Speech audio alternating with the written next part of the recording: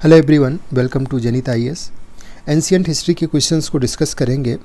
Paper में इतिहास के इस सेगमेंट से भी क्वेश्चंस की संख्या काफ़ी बढ़ी है और बहुत व्यवस्थित तरीके से अगर इसे रेडी कर लिया जाए तो 100% यहाँ से आउटपुट लिया जा सकता है। ये एक इम्पॉर्टेंट सेगमेंट है और स्टैटिक है, बहुत ज़्यादा इसमें कोई फ्लक्चुएशन नहीं है।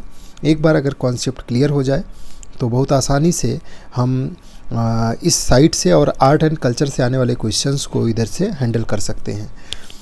पहला क्वेश्चन देखिए, सर्वाधिक सोने के सिक्के किसके द्वारा जारी किए गए थे? मौर्य शासकों के द्वारा, गुप्त शासकों के द्वारा, कुषाण शासक या सातवाहन? तो सबसे ज़्यादा जो सोने के सिक्के जारी किए गए वो गुप्त शासकों के द्वारा जारी किए गए थे।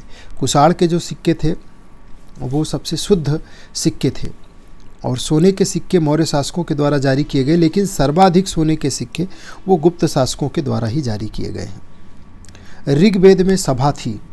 ऋग्वेद में आपको 3 तरीके की संस्थाएं मिलेंगी, एक सभा, एक समिति है, एक विदत है। सभा जो थी वो श्रेष्ठ और संभ्रांत लोगों की समिति थी, एक संस्था थी, और जो सामान्य जनता का प्रतिनिधित्व करने वाली संस्था थी उसका नाम था समिति।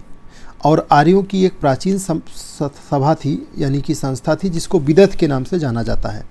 जो सामान्य जनता का प्रतिनिधित्व करती थी वो समिति थी और ये सब गणतंत्रात्मक थी, यानी कि इसमें लोगों को चुनाव के माध्यम से शामिल किया जाता था। लोकतांत्रिक संस्थाएं थी ये। इसका कार्य आप देखेंगे कि ये सामान्य जनता का प्रतिनिधित्व कर रही है और जो सभा है वो श्रेष्ठ और संभ्रांत लोगों का प्रतिनिधित्व कर रही है। विदत थी जो आर्यों की प्राचीन संस्था थी, ये सामाजिक, आर्थिक या अन्य किसी महत्वपूर्ण विषयों पर भी चर्चा करती थी। जो समिति है ये एक तरीके से वर्तमान के लोकसभा के स्वरूप में होती थी। समिति का काम राजा का चयन करना, उसको पद पे नियुक्त करना, पद से हटाना, ये सारी की जिम्मेदारी समिति। और जो सभा थी ये राजनीतिक, सामाजिक, आर्थिक सभी मसलों पर चर्चा करती थी और विभिन्न किसी आकस्मिक मसले पे, किसी मुद्दे पे विचार विमर्श के लिए विदत भी थी। इन सब में महिलाओं की सक्रिय भागीदारी भी सुनिश्चित की गई थी। यूपीएससी अक्सर इनसे रिलेटेड क्वेश्चन आपसे पूछता है। नेक्स्ट था आर्यों की जो प्रशासनिक इकाई थी ऋग्वेद में, सबसे नीचे कुल था। कुल का जो शीर्ष होता था वो कुलपति कहलाता था। कुलप परिवार, कुल मतलब परिवार, और इसका मुखिया कुलप होता था। फिर उसके बाद कई कुल मिलकर के ग्राम का निर्माण करते थे, जिसका मुखिया ग्रामणी होता था, और कई गांव मिलकर के विष का निर्माण करते थे और इसका मुखिया विषपति होता था।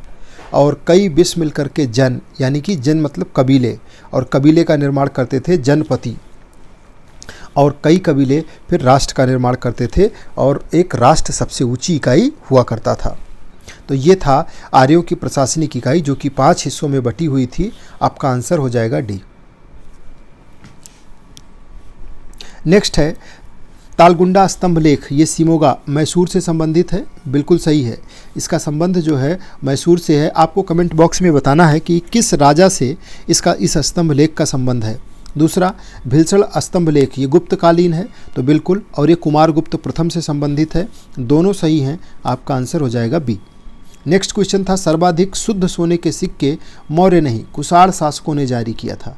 सर्वाधिक शुद्ध सोने के सिक्के, तो ये गलत होगा। सातवाहन जो शासक थे उन्होंने शीशे के सिक्के जारी किए थे, बिल्कुल सही है। दूसरा ऑप्शन करेक्ट है, आंसर सी होगा।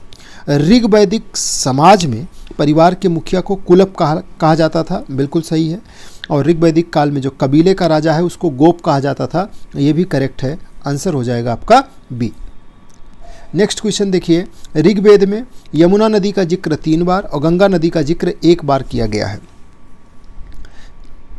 ऋग्वेद में जो टोटल नदियों का जिक्र है, 25 नदियों का जिक्र किया गया है, टोटल 25 नदियों का। पुरापाषाण काल, निम्न पुरापाषाण काल का एकमात्र मानव जीवाश्म कहाँ से मिला है?